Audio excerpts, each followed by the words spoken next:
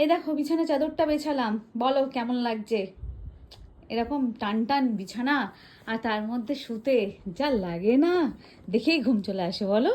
হ্যাঁ, তো এই যে বিছানার চাদর, আর এটা আমি চয়েস করেছি, ঠিক আছে, এটা আমি চয়েস করলাম।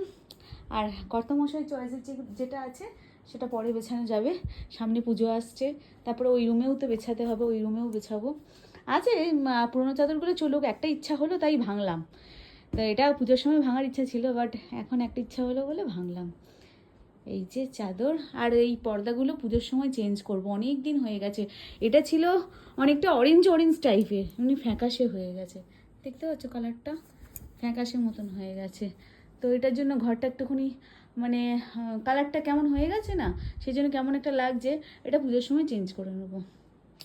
তো জানিও কেমন হয়েছে আমার বিছানার চাদর, ওকে।